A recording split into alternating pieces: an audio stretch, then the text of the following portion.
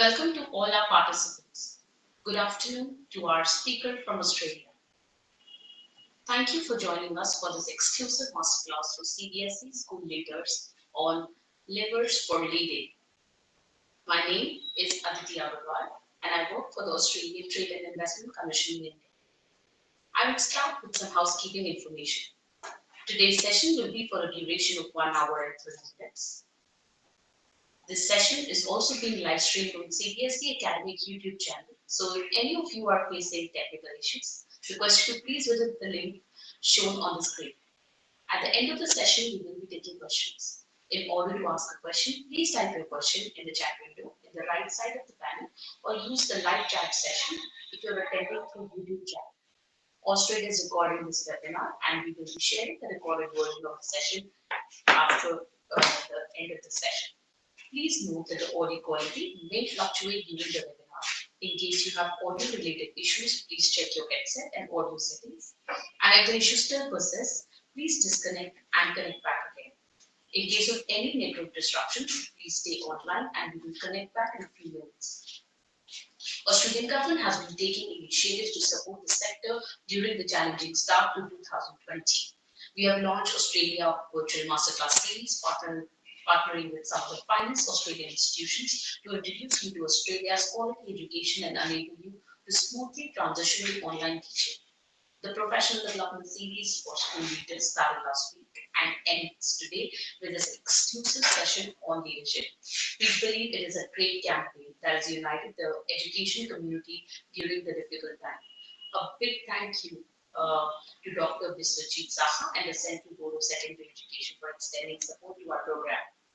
If you would like a deeper experience of Australian education during lockdown, you can discover the wealth of educational expertise Australia has to offer by searching for the Study Australian Connection on the Future Learn platform. Austrade will also be launching the 2020 edition of the Schools Video Competition very soon. We will keep you posted on the dates and details of the competition. In this competition, we have the brightest and talented students showcase their knowledge across various topics where they create exciting videos and upload the same on YouTube. The winners in the past have traveled to Australia, and this year we will be back with more excitement in terms of the prizes. I would now like to introduce our academic, Professor John Biscetti. Professor John is Pro Vice Chancellor of the Faculty of Education and Arts and recent Dean of Education and Head of School at the University of Newcastle. He is currently President of New South Wales Council of Dean of Education. John's key research interests include school reform, preparing leaders for new roles and responsibilities, secondary teacher education, global education issues curriculum, instruction and assessment technology and education research in teaching and learning. His over the last 35 years he's been focusing on rethinking pedagogy, assessment, schooling, and teacher education. I'm sure all the educators are looking forward to hear from you, John. Over to you, Professor John.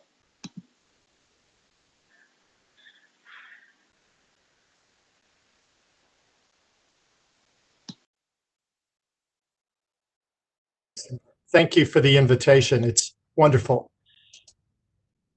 We have an exciting time in the world today with so many events that are merging at the same time. But I want to start today with my deepest appreciation and thanks to each of you as school leaders, head teachers, as well as other participants who have joined today for what you're doing to keep hope alive during this COVID-19 epidemic. It's rather shocking, the situation that we're in that has moved us from teaching face-to-face to teaching from home. Some of you are in schools that may have come back a little bit. We're fortunate in Australia now to have moved back into the situation where we are back in school. And we're fully back in school with just a few families who have children who are vulnerable, who are back in their homes studying. So we have greatest sympathy and love for all people online. India is such a fantastic country with just amazing people, and the pressures you've been under, the stresses you've been under are so horrific because you're trying to keep hope alive during a pandemic and keep learning going at the same time. Thank you for everything you've done. The topic for today is one that I hope will resonate with you, but for some of you, it may be just looking past COVID. So I hope today you might be able to look just beyond the crisis we're in. And I'm calling this levers or levers, depending on how you accentuate your English, for leading. And think of a lever as a pulley or a device which allows you to control the direction of your school.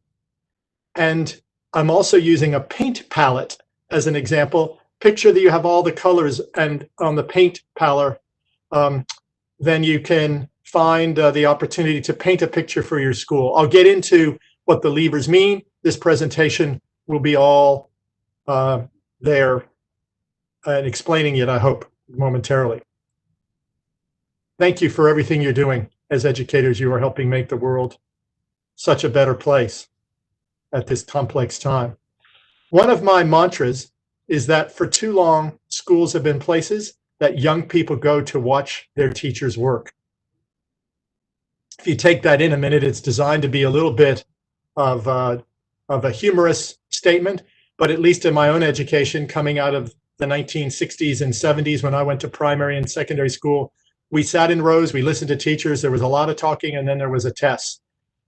That's where we're moving away from in the best pedagogies in the world. And some of you are leading that, I know, all across your sector. I think that we're holding on to the schools that we know rather than inventing and evolving the schools that we need. And that assessment is holding us back. And for some of you, you are doing so well in state and national and province assessments. But on the other hand, the assessments may be limiting. So many of you have been put in positions because of your great teaching ability, and you've been made instructional leaders. Instructional leadership is the #1 goal of being a school leader at whatever level, from the classroom to head teacher, to deputy or assistant principal to principal. But school leaders have the figurative color palette in front of them as they paint the picture of and for their schools. They can use this imaginary color wheel to determine with their executives, their leadership teams, their faculties, and their communities what approaches they would like to enable student success. I'd be happy to share the content of this video. I'm not going to play it because of the different bandwidths, but I'd like to take you to my journey to think about that what our goal is school transformation. And some of you may use different philosophical labels for it, but my definition of school transformation is that we actually accomplish learning for all. That we're at a time in the evolution of mankind where it's required that every young person discover their passions and their potential, and we give them the tools to reach it. We really need everyone to have a successful life for all the moral reasons, economic and social reasons, and it's because what we're paid to do is to give every child the chance to have a fantastic life. So I'm just going to scroll ahead to a video that I've done and give you the sense of what it might look like if we did this metaphor of transformation using the lunar missions out of the 1960s in the United States. So when John F. Kennedy in early 1960s decided that the US would be the first to put an astronaut on the moon, he found a way to get that to happen with the astrophysicists and rocket scientists of the time. And I'm going to use that metaphor to describe the journeys of your school.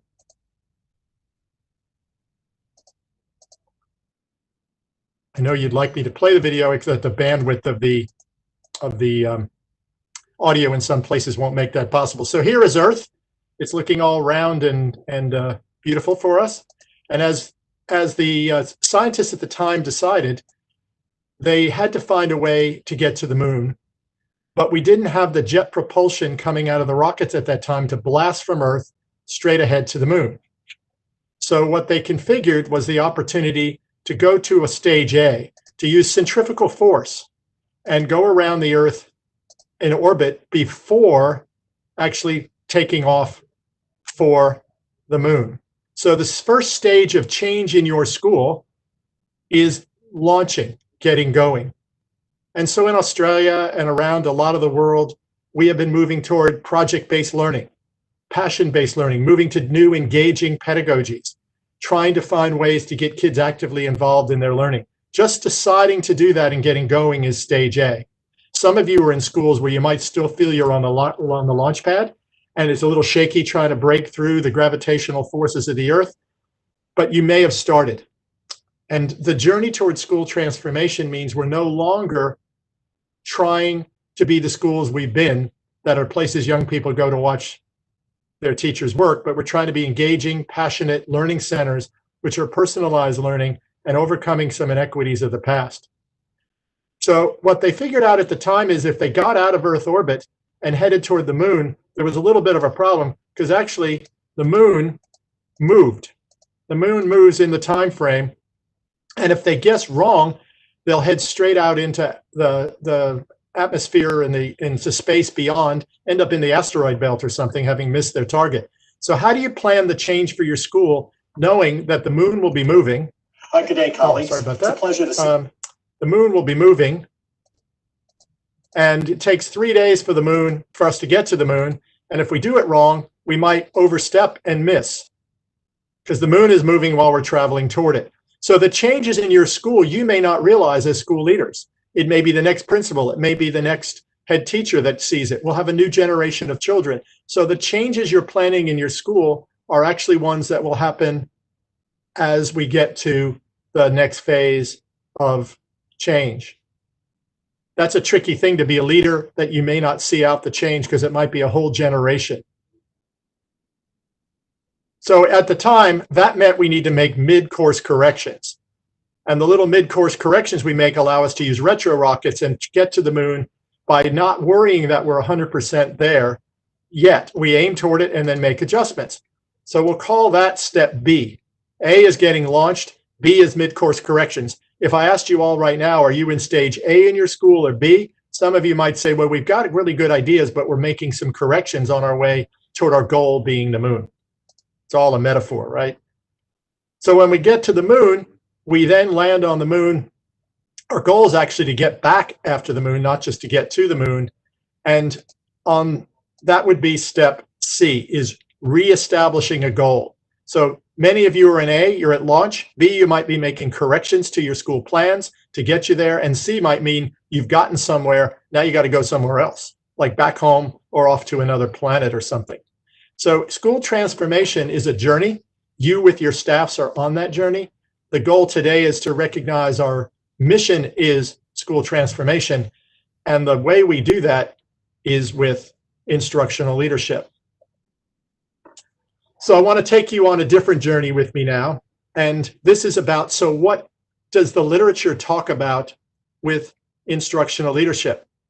In the literature that I've looked at from the Indian ministers of education, who are wonderful, and the rhetoric, and in Australia, the US, around Europe, and other places, often the notion of instructional leadership is very naive. The role principals and school leaders play is extremely complex. If you just look at the situation now, getting schools to teach from home, as well as transition back, that's added burdens to you that were never described in any rule book or handbook that might have been given to you on how to be a school leader. So I'm going to try to make that naive happening a little more realistically. The first thing you need in order to figure out instructional leadership is a vision for your school.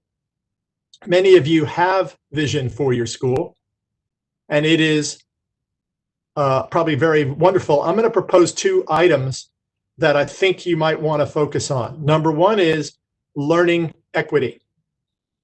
Many of you are in schools where you're promoting learning really well. You've won excellence awards, your teachers are fantastic, you're on driving toward learning. But equity means it's for all, and that we're adjusting our learning for individuals to try to be fair. Learning isn't something that we can do equally because every child is different. So we're not trying to say learning equality, but learning equity, giving every child what they want when they need it. That's a very 21st century concept of teaching and learning, not I teach history the way I teach it, and if not everybody learns it that way, tough. We're now adjusting our pedagogy to meet the way young people learn. And there are emerging technologies which help us with that some of you are in schools that are pioneering. The second thought is then we have to have school designs that enable success. We're going to get into those designs just now. So the job of an instructional leader is to put in place the people and processes that enable engaging, personalized school designs that will allow for the success for all. In many schools, there are pockets of great things happening and individual great teachers who are doing great things to inspire great learning. But it's not necessarily add up to a whole school design of success for all. So in my definition of instructional leadership, you have to start with vision of learning equity. Not learning and equity, but one concept, learning equity. It's a different kind of theme, perhaps.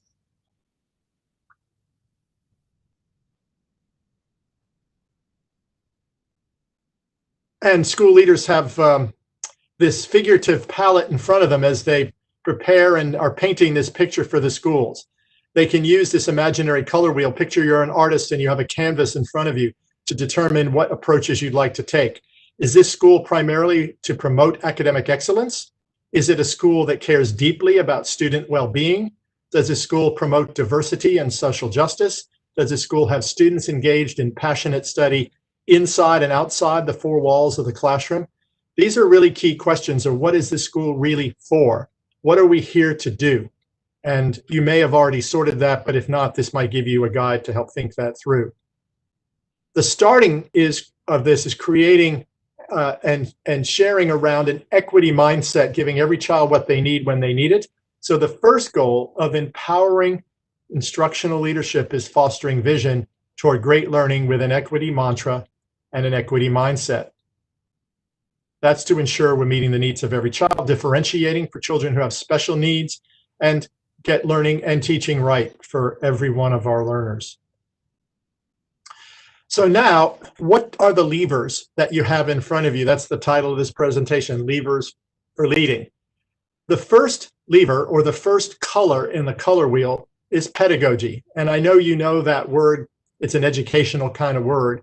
But pedagogy really involves the methods, the approaches, the ways, the philosophies, the package of approaches that we use when we engage in teaching and learning.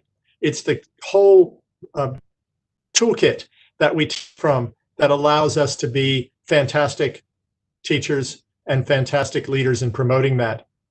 So most leaders are using specific pedagogical approaches to drive the change in their schools they'd like. The principled and purposeful learning design and approaches, methods, and assessments. So the major color in our color wheel, the major lever that you have, is pedagogy. Some teachers have a philosophical view of pedagogy grounded in the literature. Others employ an experiential or time-honored view of the kinds of work and activities students do in their classes. Pedagogy drives a school vision forward, but in some schools, the focus of pedagogy is just haphazard. They're kind of making it up as they go, winging it, if I can use that expression, and not intentionally connected to the school's vision. So if you have a vision of learning equity, then you need to drive that with a pedagogy that advances that learning equity. And the notion of a deliberate pedagogy, not just we do it the way we did it because that's how it was done. We're in a very different world in the learning sciences, and many of you have studied that, I'm sure, along the way in your degrees that have helped you get the roles that you're in. So pedagogy is the first and probably most important of the levers. The second is technology.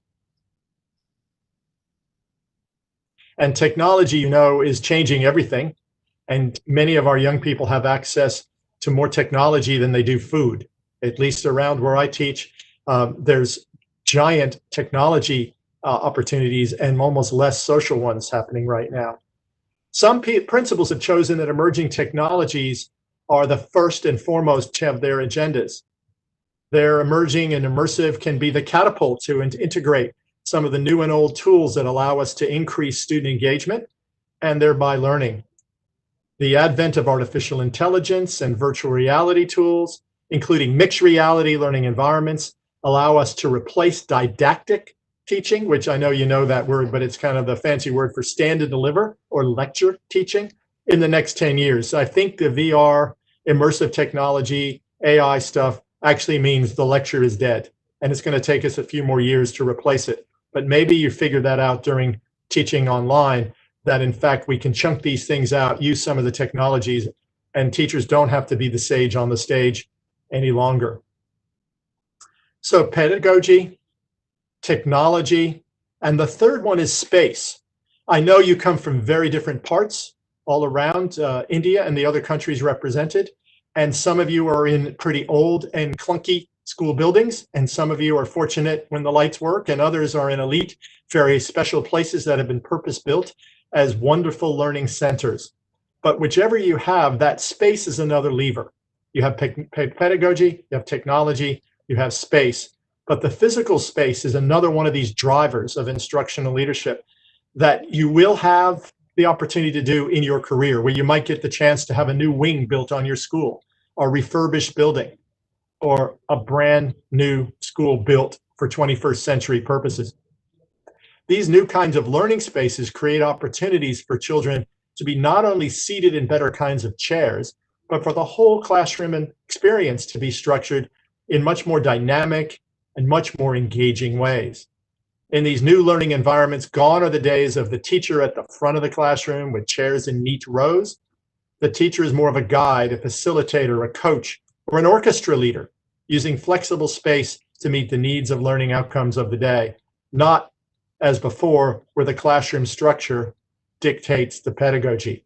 Can you see how the space is an integral place? So school leaders are now actually being able to think about pedagogy, technology, and space. They're the three lead drivers. And you may not have thought in your school plan or what you meet with your boss about, you're really using one of those three things to deliver your mission.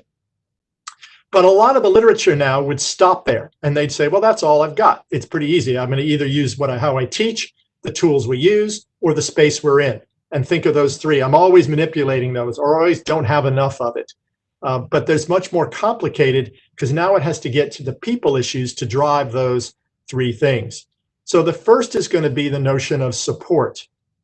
Many of you come from schools where you spend enormous parts of the day supporting your young people because of the needs they bring to school. Hero teachers and leaders every day taking care of kids who don't have enough food, don't have enough clothes, don't have enough support because just society has maybe left their family behind, or the kids themselves have needs where the schools need to provide that support.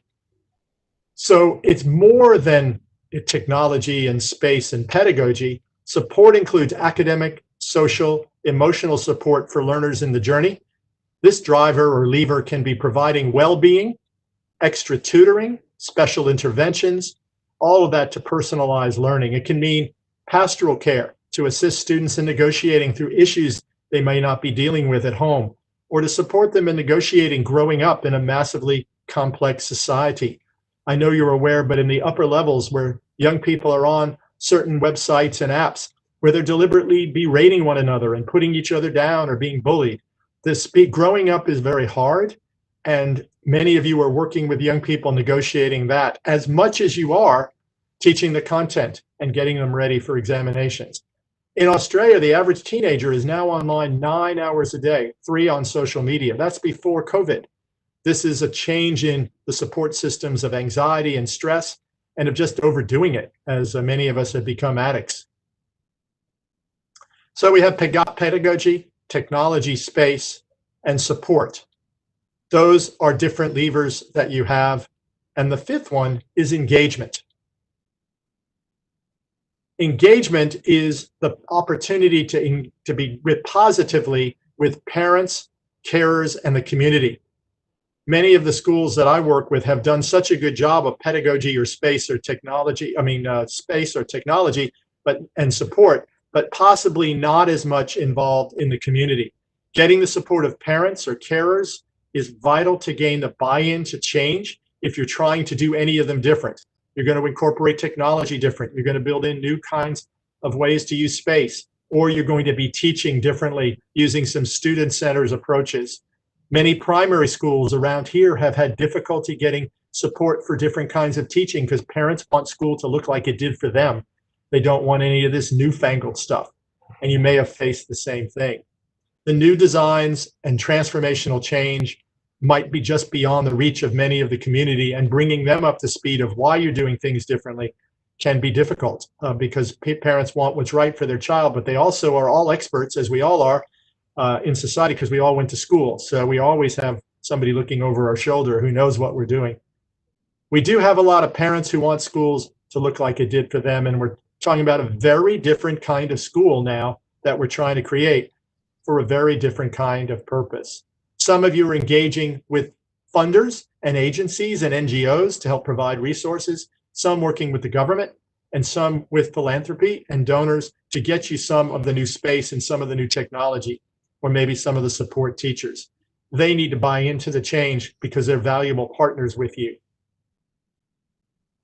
So pedagogy, technology, space, support, engagement, and professional learning. So none of this can happen if teachers are not equipped to do with what all these other potential things can do. If I don't know how to use the technology, or I'm uncomfortable using new pedagogy, or I keep standing in front of my brass of new space, or I'm not sure how to engage with parents, then all of your plans for your school will fall apart. And the difference today is we can't actually have a weakest link of our teaching staff. Everybody has to be on board.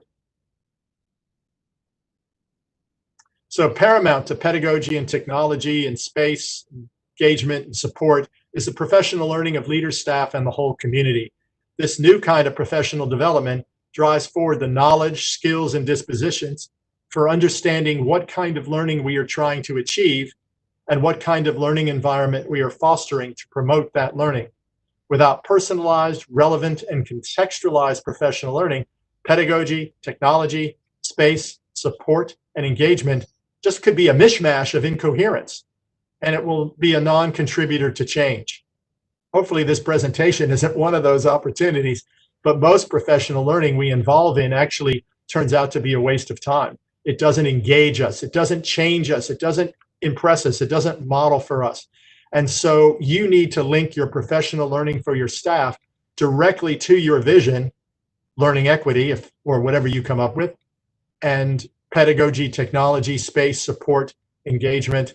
So if I was to ask you so far this year, or as we end up heading to next year post-COVID, we hope, have you done professional learning deliberately around these areas and the overlap of these areas? Or is it just a one-off where someone's invited in to do a workshop that has no bearing and won't connect, or it's just about the fad of the day rather than driving these kind of change? My proposal is you should have professional learning across all of these levers for change, not just one of them. And a lot of times we're not thinking holistically. So the last of these levers is staffing, because you can have all the great pedagogy, technology, space, support, engagement, and learning, but it really is about your current staff considering themselves leaders with you in this journey. They're instructional leaders, all staff, including those that work in the office, those that might drive a bus, those that help clean the school. They are all leaders in your school, and any new staff you hire have to come in considering themselves leaders. The most critical element is the talent of your team. And quite often we have not really realized that it takes everybody in the new ways we're trying to do things. So this is the selection of staff and the leadership development of current colleagues. All new staff should be incorporated into the school vision, and they should feel they are a vital part of the change process. Their skill sets and passions are vital to the future of the school. Ongoing staff are leaders, and their classroom and school leadership is paramount. Many classroom teachers see themselves left out, and they don't see themselves as leaders, but they're the most important components of your change process. It only really matters what happens day to day in the classroom. And yet they're the most on-the-ground leaders in the school. The true instructional leaders are your day-to-day teachers, and you know that. It's just the system quite often forgets that, and they may not feel that way about themselves. I'm sure in your schools it's different, so I apologize if I already overtook your wonderful leadership, which has made them feel they are instructional leaders. So here we are. The pedagogy, technology, space, support, engagement, and professional learning are all needed to promote and develop a great staff that drives this. And if I was doing this in real time and we were in the room together, and you may not be able to see me too well on this WebEx, but think of these as also like a juggler having balls in the air. And, I'm not a really good juggler, but I could take one ball and juggle it over to my other hand. That might be pedagogy. So if all you're dealing with is pedagogy, that's pretty easy. If you add technology, I might be able to do two, but it's going to get tricky after a while. If I add space, I'm already dropping one of those balls in the air or missing one of those levers. When you add support and engagement and professional learning and staff, and when we think this is instructional leadership, this is just one aspect of the job of a school leader. You're managing the budget, you're dealing with safety, you're trying to deal with a pandemic, you're dealing with the day-to-day crisis du jour. All of this is juggling all the time. And this is a very complex role. So what you have to do is then have a team you can count on. And that's where head teachers are so vital, deputies are so vital, to help you not let any of these drop. Which one of these do you want to drop? The support for students, the engagement with community? Do you want to forget about space? Are you going to lose pedagogy? So, and again, if I were juggling right now, all these things would be hitting the floor and I'd be going, oh no.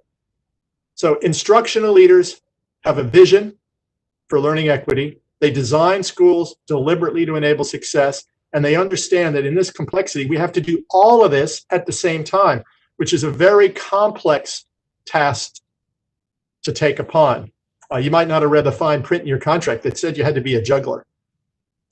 We should design schools that are far more than places young people go to watch their teachers work, in dynamic learning environments that are promoting learning and equity for all. School leaders are jugglers with these multiple balls all in the air at the same time, trying to balance pedagogy, technology, space, support, engagement, professional learning, and staffing simultaneously is a big ask. Keeping all the drivers in the air at the same time while painting a unique design for your school is an amazing opportunity for a leader to shape his or her future. The move from old school to new school is an instructional leader's dream. Moving from success for some to success for all allows everyone involved to have a huge stake in the future of a school, its community, and society. So what I've tried to do in the last few minutes is really try to take on board this notion of what instructional leaders do and embed the leaders for learning. And I'm going to end the presentation now, and maybe during the questions come back with a couple of other items that we might be able to discuss. And I really look forward to your questions and your feedback and appreciate you listening. I know this is an awkward format to do things in your video.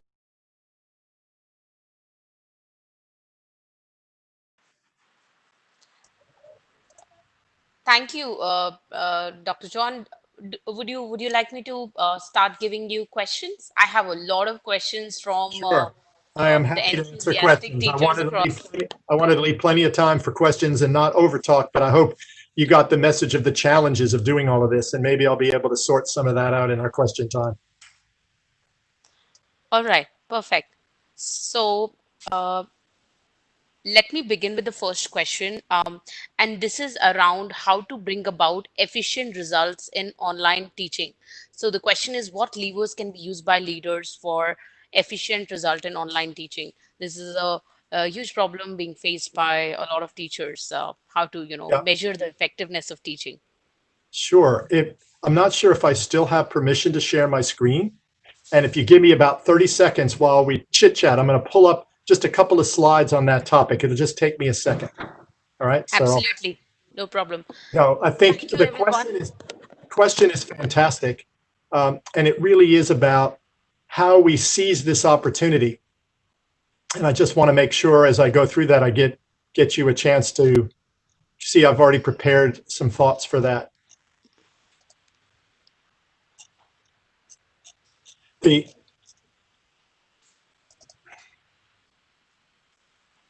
All right, I'm just going to share my screen again, if that's okay.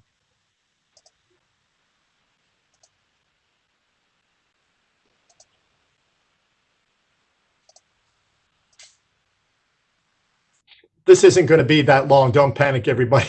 I'm just going to highlight a couple of things here. People go, oh, no, I just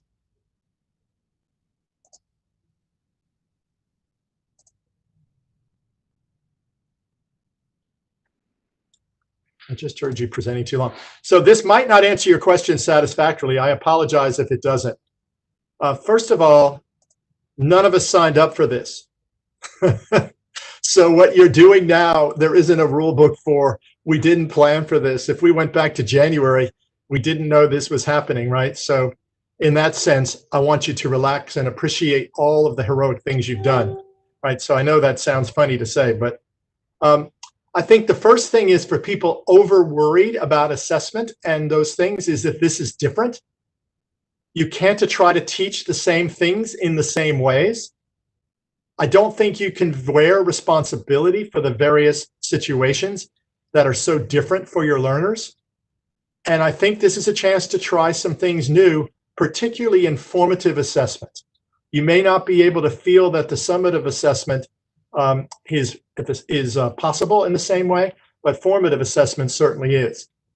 And the second slide I want to show from this other presentation is around future focused learning opportunities that I think you can try. So don't worry as much that that you can't do it all the same way or you're not sure about it all, because you're not really responsible for COVID. We're not actually going to blame you for that. But what you can do is to look at the skills that we're able to process and look at the amazing magic you're creating. We're honoring flexibility. We're accepting change. We're thriving in ambiguity. We're teaching young people self-regulation, which, if you know about the future focus skills, is number one. That's where you take charge of your own learning. Then we're promoting the common good. We're doing this to protect the vulnerable in society. We're trying to keep things going. If young people in January, instead of covering the syllabus all the way through like we might have been, if we knew that we would, to this year, going to help honor flexibility, accept change, thrive in ambiguity, practice self-regulation, and promote the common good, you go, well, that's pretty good. We didn't know we'd have to do it keeping them home, but this is actually a great set of outcomes. So I'll ask you, even though I know this is hard, to not put the pressure on yourself to try to do the same things, but to actually try to take advantage of the time we're in. And it's a very different environment. And I think it's okay that it's different. And those things are the things I've noted in my sessions around the world that teachers are just excited about. So I would embrace it and not put more pressure on yourself. You're already a hero. Thank you, John. And amazing to see you already prepared for a question, which is. No, I just pulled it out of my file because I'd already done some work on that. Everybody won't get as good an answer. So every minute I have like questions popping up, and there are so many. I'm trying to do justice for there's so many questions, but since we are talking about effectiveness in teaching, and fantastic answer from you. There is a teacher which just asked, how can we bring about response from children during online teaching? Because the response question is very less. Yes, so I think we're seeing that this is going really well for some kids who have resources at home. They do have self-regulation. There are situations where a parent or a carer can be with them to guide them. But we're also seeing that for some of our young people, they're very, very vulnerable. They're vulnerable because they don't have those supports. They may not have the access to the same technology. The parents may be working as first responders, as nurses and carers, and trying to take care of us when we're sick. And that's the young people I worry about the most. What I can tell you is some schools have done what you've probably done, and they're not worrying they're covering the curriculum, but they're trying to provide support. So what I've asked people to do is to not worry if they're not engaged in the online as much as creating things they can do offline. And there's lots of measuring we can do when we make supper. There's lots of reading we can do in things we used to call books. Remember, we used to go to the library and there were books and we read a book. And so you're supposed to read a book to your teddy bear or to your puppy or to your mother or grandmother, whoever you're living with. With technology, if they do have smartphones, and many kids have access through their parents or their own, to make a little video and to upload the video of them telling a story or developing some things, or find all the triangles in your house and take pictures and upload those, to take it away from the online space, turn it into an offline activity, and then create a chance for them to share them back when they can get online. For younger children, it's just really hard because you can't ask a 6-year-old to stay in school all day. So I think we're just going to have to give ourselves a break and do the best we can, but try to find other ways to get them involved, not necessarily on the screens all day, and to think about ways to use the world around them.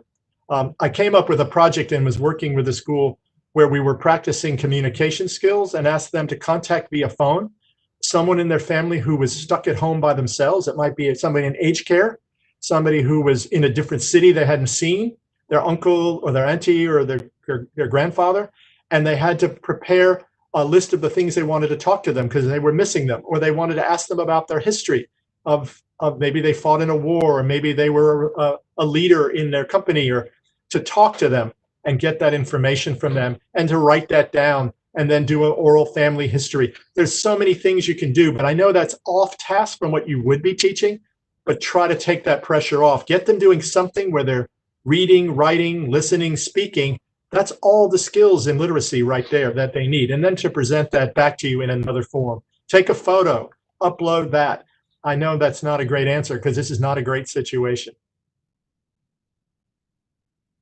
Speaking of these ideas, can design thinking approach be one of the most effective methods? Like how you said, make triangles and, uh, it is? Yes, I think design thinking, if you have those skills, would be really good. I think the most important thinking here is that you didn't realize before how appreciated you were necessarily. And now any value you're giving to families and the kids at home is so much more than they would have had. So think of yourself as a first responder providing aid and triage after a tsunami or an earthquake or a storm. You're providing learning where there wouldn't have been anything. And so whatever you're providing is going to not only bring comfort. I also don't believe, except for those most vulnerable children, particularly those with cognitive needs that have specialist teachers to help support them, I don't believe kids will actually fall behind. I know there's a lot of pressure on schools to make sure that kids don't fall behind in basic literacy and numeracy or getting ready for big exams. But my question would be, behind what? What are they behind? I just showed you a list of things that were actually ahead. In 2020, we've done more on self-regulation, critical thinking, and problem solving and ambiguity than we ever have done before. So maybe we're ahead in some things. Not to let there be a sense that this generation is behind. What are we behind? We're ahead. No one in our lifetime has been through a global pandemic. So this group is they've done that, tick the box. Now, this is a really good set of values. Now, there may be some literacy and numeracy and other things we'll want to come back to. I realize that we may fall a little behind in what we'd like. That's easily caught up when we're back in school. And I know in different areas of the countries where we're on, it'll be a little different timing. But let's say it's in 2 months or 3 months it takes to get back in school. Some kids in 2 weeks, fired up and switched on, will be back to normal. So I think it's our most vulnerable, but most children are actually doing quite well. They're excited that you're there. Take the expectations away. Design thinking would be a clever way, but for others that might be intimidating, that they have to learn a new skill. And so I don't want to label it as that's the only way to do it. Absolutely.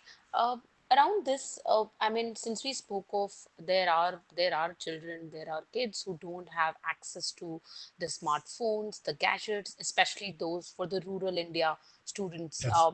Yep. So, what any tips, any mantras for those like tools for online assessment there, which could be easily accessible? The idea is that. The educator which has asked this question, she believes that I don't want to burden the students and make them run after, the feeling of that they aren't capable enough in terms of access to these gadgets. And in your diagram, technology was a significant part of pedagogy. Well, no, it's separate from in that respect. Technology can also be a pencil. Technology is a shoe. Technology is any tool that we use. Technology is sugar and flour in a kitchen lesson in science class, where, how do you mix an egg and with some milk and some batter to create an omelet? So we just have to use what's around us. That's technology. And obviously there's new kinds of technologies back in school that are taking us forward, but all the ones we have at our fingertips are also a traditional book that has a cover and pages in it is a technology. So I think it's about knowing what they have around them and letting that be enough, not that they need something more. And if they have their mind and their inquiry approach, they can ask questions and they can build maybe solutions themselves. That I need you to find something in your house that's round, and I need you to measure around. And if you don't have a measuring tape, you can take a string. And if you don't have a string, you could take a belt. And if you don't have a belt, but you have a robe, there might be something on that. You let the kids figure out how they solve what they need, because what you're doing is circumference, and that's figuring out how the measurement around a circle. Oh, well, do you really care that it's a ball that's orange, or do you just care that it's a ball? I think it's being that open to what it is. Let them use what's around them so that no one has a deficit. And knowing that some kids have 50 balls and other kids will have to figure that out. And then you have to have a backup plan to help them be ingenious about what a ball could look like. I know that sounds easy, and I'm not trying to make this easy.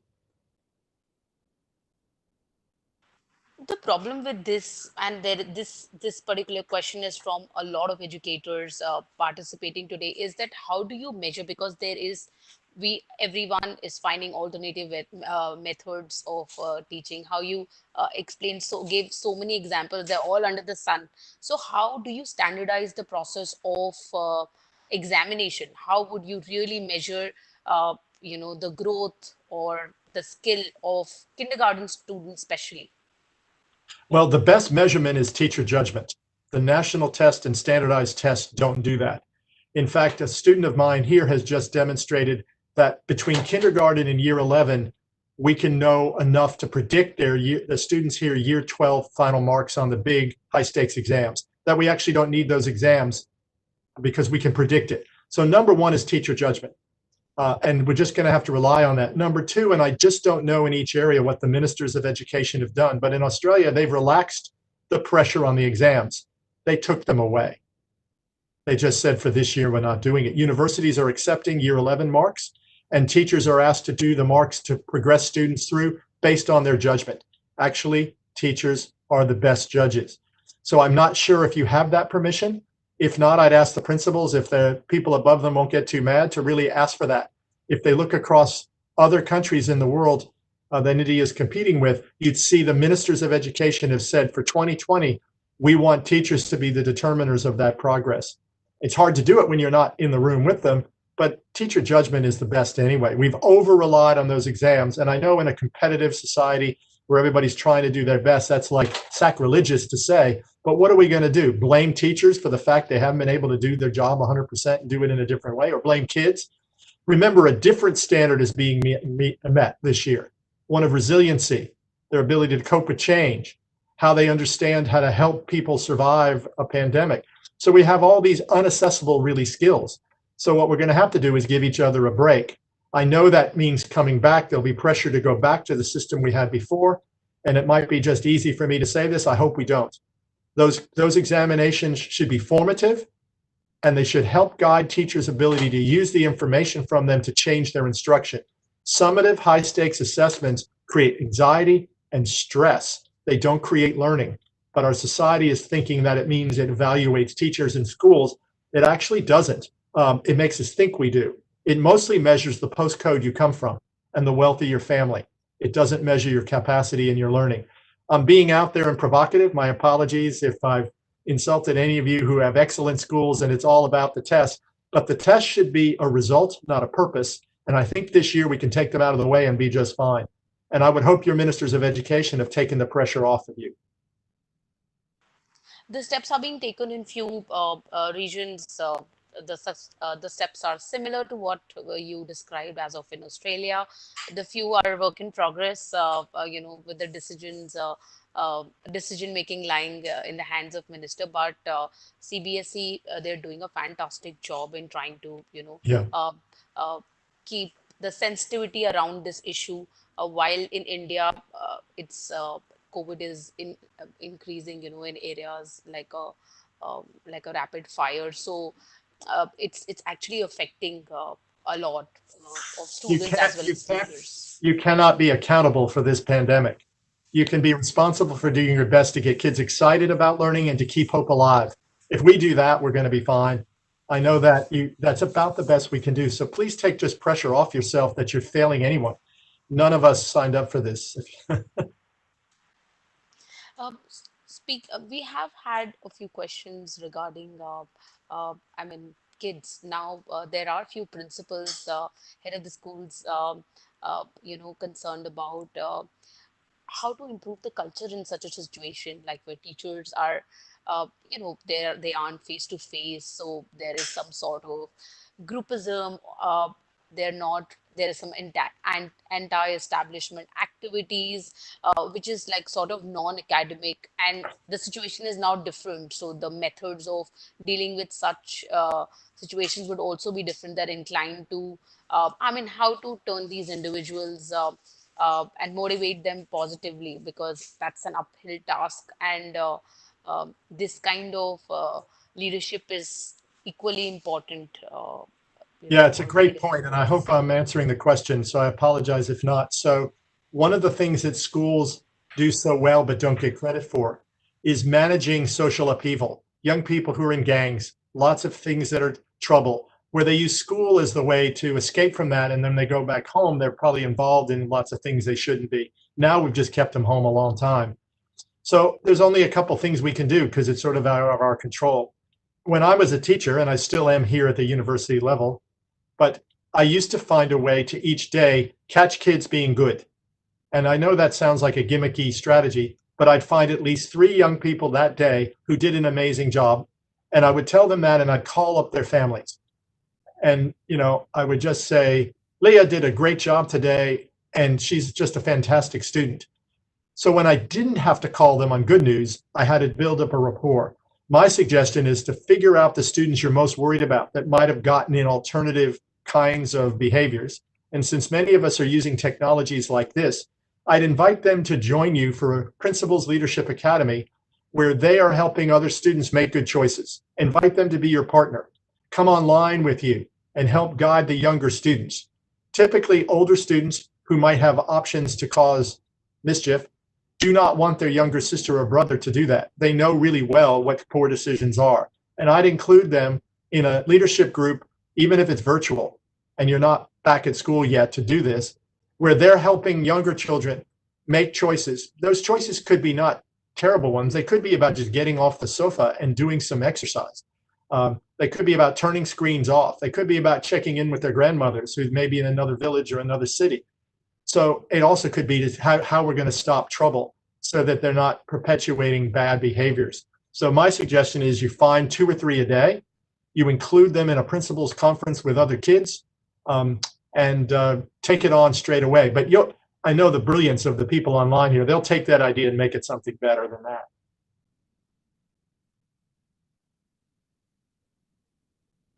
There is a whole lot of conversation in the chat about teachers not having enough flexibility. So some schools have their fixed pedagogy. So how to maintain uh, what's there and create new pedagogy in that kind of situation? All right, so good. We're back to the original premise of this presentation. So that's good. I'll shift back into that and we'll go non-COVID for just a minute.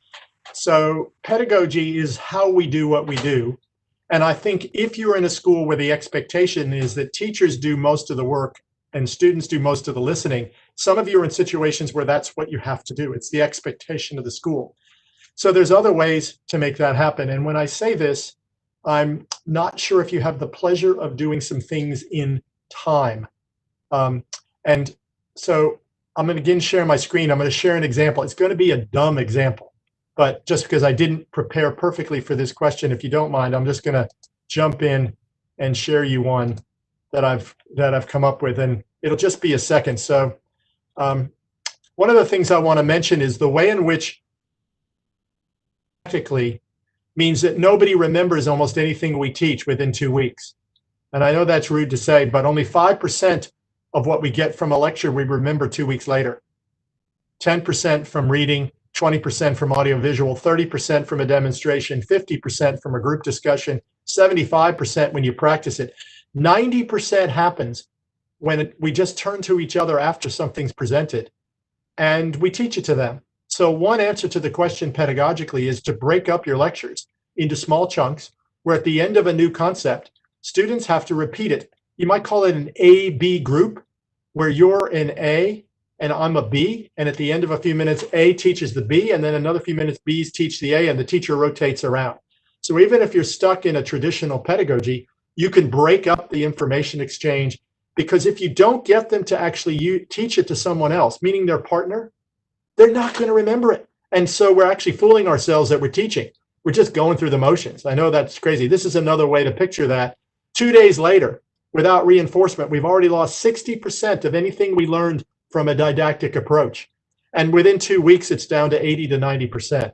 So my first answer is they're not going to remember it anyway. But so break it up and try to get them teaching it with a different kind of approach. It doesn't take longer to do that. You just break it up. The other example I want to give is this generation, and I know your generation similarly, is we used to read and then sometimes we watched.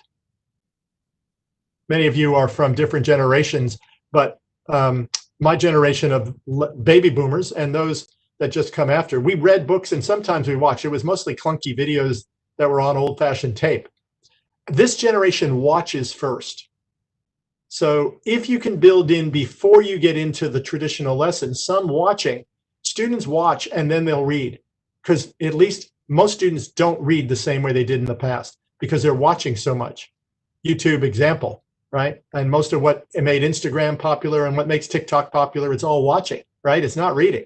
We've moved platforms of watching. So if you need to let your students watch to read. Doesn't mean we don't want reading. This is the dash in my car. It has all these buttons in it. I don't know what they do. I'm driving this car all over. I've never wrecked anywhere. I think they evolved taking the power of the car and making it more fuel efficient. And imagine if a pilot on the plane, she gets in the cockpit, pilot to co-pilot, what are these buttons for? Like, I have buttons in my car. I don't know what they are. This is the manual in my car. I took a picture of this when I designed this part of the presentation. I never read my auto manual, when in the past I had a 1968 Ford Mustang, which was the bomb of a car. It was awesome. I read that manual. I could fix that car. I knew it inside and out, and I knew what was in the manual. Now I don't need it. I just drive it.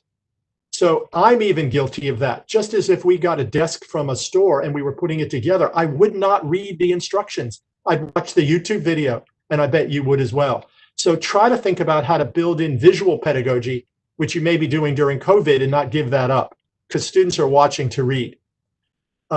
This is really hard to do, and this is a long answer, I realize, but it's a really good question. You may have studied in your teacher education program, the Bloom's taxonomy from Benjamin Bloom. This is just a graphic design where it starts at knowledge on the bottom of the light bulb and goes up to evaluation. Most of us are teaching at the lower level because we're assessing at the lower level. It's easy to mark right and wrong answers. It's tougher when you go up to the tougher upper levels of synthesis and evaluation. My recommendation is you try to go one layer higher and try to get more, which is either to teach someone else, which I recommended a minute ago, or try to get them to do a little bit more deeper understanding. And that takes just a bit more time. It doesn't take as much time as going further up. And moving up one level on Bloom is my recommendation. Bloom is from 1954. There have been new versions of Bloom. I'd use the original one. Just Google it if you didn't study it in school. My final example is a really weird one, and my apologies. So let's say this was in the syllabus. I'm guessing it's not.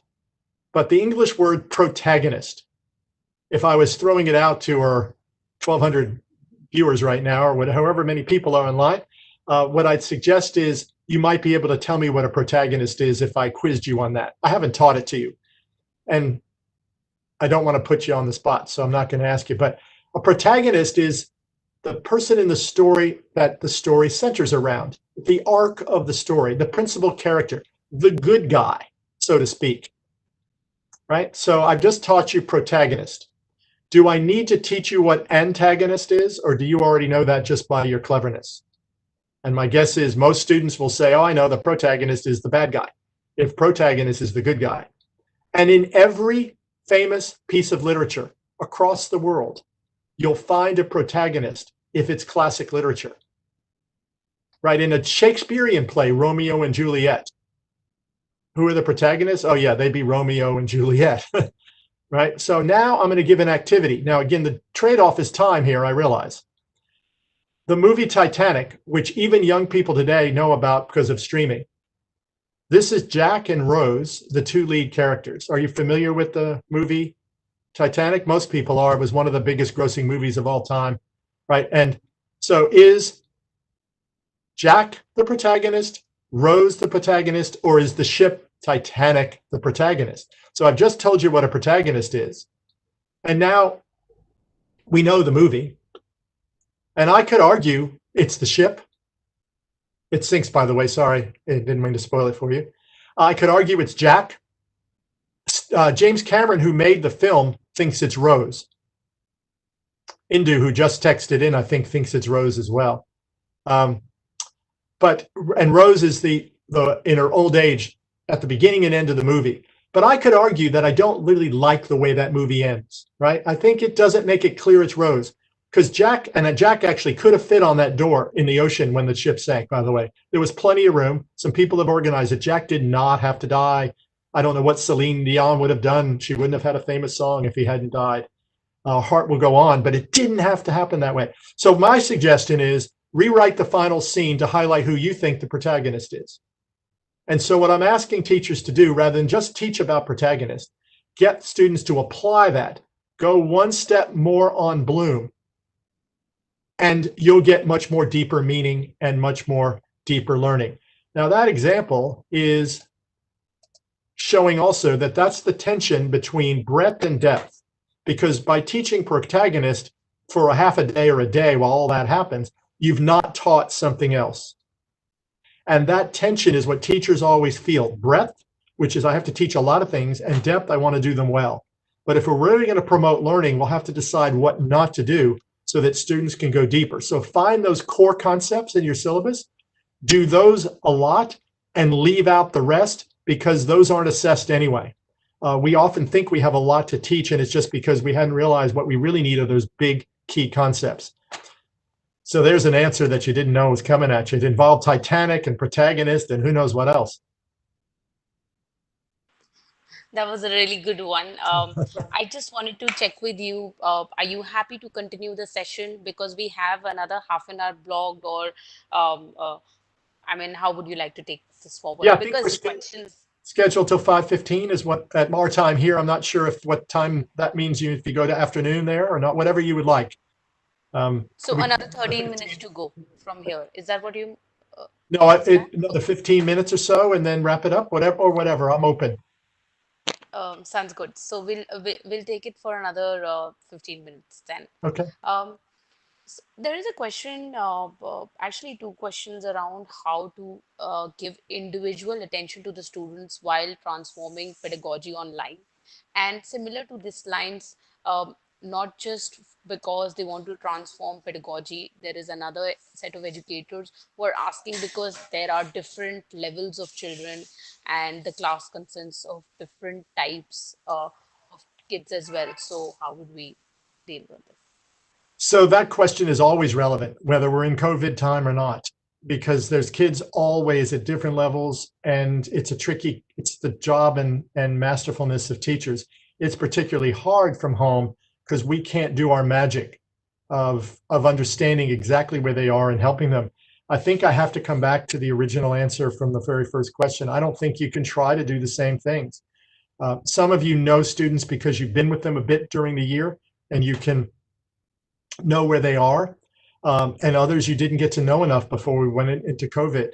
So I think what we have to do now is take an enormous leap of faith, give students the flexibility to respond in whatever way they can, give lots of flexibility in how they can answer the questions or do the prompts, and give yourself huge forgiveness because you can't do the same things. And it's not yours. I know your heart makes it responsible, but it just can't be. There are kids who are vulnerable academically because they learn a little slower. They need a little extra help. And all I can tell you is in your own mind, provide options that say, if you get done with this by chance, get back to me, I have a follow-up. And if you don't, it's okay. I don't have two versions at least of what you're preparing, one a little faster and one a little slower.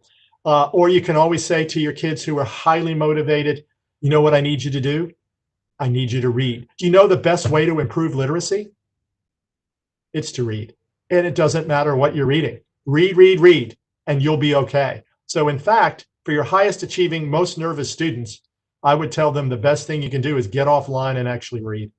I know that it's not a cop-out answer. There is no magic wand here. I do actually have a magic wand. It's kind of looks very pitiful, but a year 2 student made it for me a while back. So I can't wave my wand here and make anything go away. I think you just got to do your best to say, I trust you'll put your best motivation to this thing and do your best, and know that some will and some won't. My son-in-law teaches PE in a primary school in the US, and he can get his year 1, 2, 3, 4 students fully involved in his lessons. Years 5 and 6, they're just not participating. And it's not, I'm not happy with that. He's not happy with that. He's got about 4 out of 24 students who actually are doing what he asks. And he's worried about them, but he's doing the best he can. Very, very cute gift that your year 2 student made. That was really nice. This colleague's daughter came to a presentation of mine where I talked about the magic wand, and so she made me one so I wouldn't have to wave my arm around. Nice one. Speaking of, student-teacher relationships, there's a question: how can we build strong relationships in teachers and students in the current time? Well, the number one thing we can do is to know how appreciated we are. I think teachers have been underestimated for their value.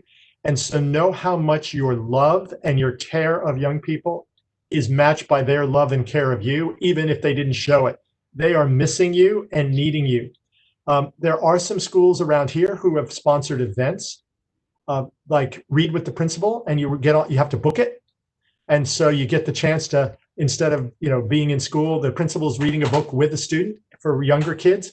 There's schools which have been able to make a drive-by to many students' homes and to just leave a little flower or a trinket at their kids. Now it's tricky because you don't want to create social distancing that's not allowed, and in different parts of the countries on here, it may not be permissible. There's other schools that have they've continued to have assembly. And in that assembly, they've just tried to make it as normal as possible and call out great success, and the kids feel belonging. I'm not sure if you can have, in certain cases, where your older kids are looking out for the younger ones, so you get them a mentor. So you might be assigned to mentor me, and you get online and say, how's it going? And you provide support. I just think use your imagination to make sure there's still a sense of an invisible thread that schools provide to society that is often underestimated, but is absolutely keeps us going. And just know how much you're missed. It's really hard.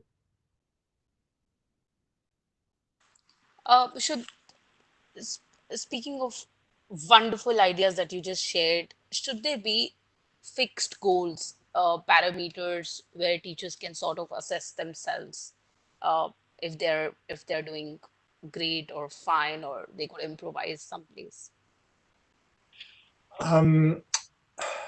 I think we're not at this time. That shouldn't be the pressure.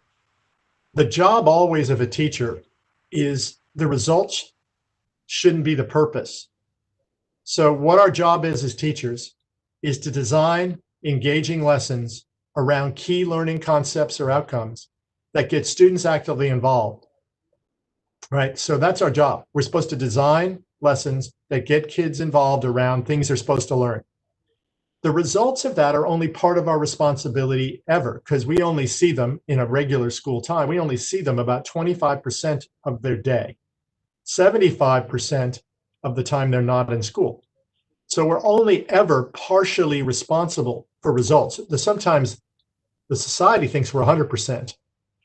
So in that sense, I think we can't put more pressure on ourselves, except did we plan something interesting and engaging based on the learning outcomes, and it was clear and out there in the system that we can use, and give it a go. We can't be responsible in giving ourselves a frowny face or a -2 or a minus for a situation we didn't create. Thank you, Professor John. This has been great. So this class, this masterclass is the last one, and I'm super proud to be hosting it with you. And there are numerous, like hundreds of comments in the chat section about how great the class is. I'm going to close the session with the last question and a very special one. So this question is for the special need kids. How do we tackle that? Your advice, your tips, and in your experience, pedagogy for that. So I think there's two kinds of answers. One is if you know the learner and know what their special need is, or if they just might have come to your school and you were still trying to get to know them when you had to go from home, because I think they're different answers. And if I can divide specialness into two categories, even though that's very rude of me to do, one would be a physical handicap, where they just don't have the motor skills to do some activities. That's relatively easy to adjust any lesson to. You know, if you could just vary it for those needs, you know already that they wouldn't be able to physically potentially do something. For a cognitive disability, quite often those are very mild, and those students either are perpetuating a hyperactivity or some kind of issue where on the spectrum of autism, where they might be worked up and anxious a lot, or maybe unable to function kind of as normally in a group, and they're better to do things alone. For those kids, pretty much the same assignment will work, but with the reality of their understanding of how they'll make meaning of it. So they operate with a lot of pressure. They put a lot of pressure on themselves. They're probably feeling guilty about it. So I think you have to give flexibility that they or their parent, if there is one there, can adjust the assignment to their needs for them, because there's not you there to do it. So I think it's tailoring the assessment that might come for the lesson. For a child who is pretty severely cognitively impaired, this is a very difficult time, and I'm really worried for them.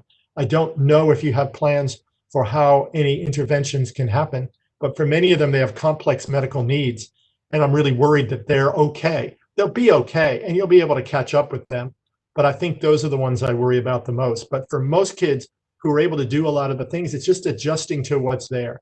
And I think it's making it simple, not complex.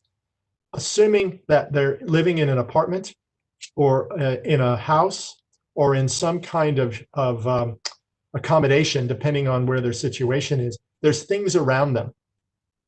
And if we're doing anything in simple math, they can always be measuring, they can always be observing, they can always be counting.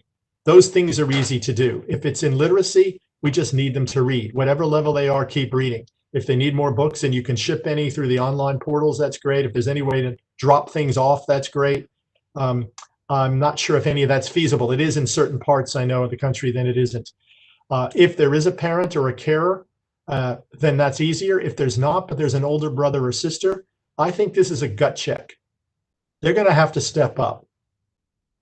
During World War II, we had a bunch of heroes step up to save the world from fascism. We're not talking about that right now. Who knows down the road, given some countries and how it's going. So what we need them to do is step up and be a role model. I need you for the next hour to tutor your sister. She needs you. And they'll take the teacher's word more than they would the mom's word, probably. We need you to help. And you're going to help by also practicing your literacy skills with your brother or your sister. They'll respond to that. Kids will step up. We just got to ask them to. So I know that's not an answer. That's actually, John has a book on how to help in a pandemic, serve special needs kids. We're going to reach out and we're going to come up with ideas, and then we're going to see who can help. And I think in many families where there's several kids around, we may have to be very stern with them and say, now's the time we need you guys, and we'll celebrate with you later. We're going to need you to help. And some of that can happen in tools like this, even if there's the only child in the house, where they could be online to listen to the child, read a book, or to talk to them about a story, or just to listen. I think anything we're doing is better than nothing.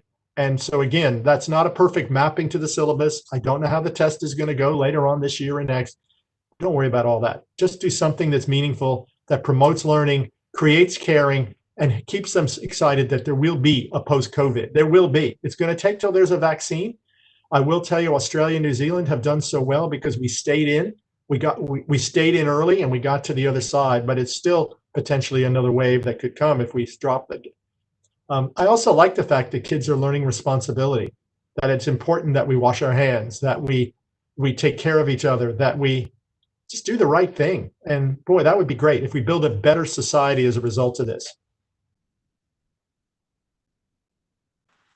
There is definitely a silver lining to this pandemic situation, wherein the whole global education community has come together and is focusing and refocusing on learning methods and effectiveness of their own education for children and special children.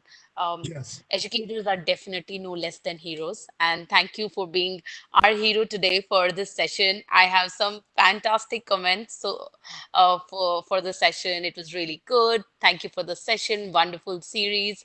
Thanks a lot. They're all for you, Professor John. So let me close the session by saying a big thank you to you. And I'm sure all the participants enjoyed the session. We would like to conclude this masterclass now. We will send you the recording of the masterclass in the next couple of days. You will receive a link to the quiz for all the sessions by Friday this week. Uh, Thanks a lot and have a great day ahead. And you have a great evening, Yeah. Professor Thank you John. for having me. It's a pleasure to be with you. And thanks for all you're doing.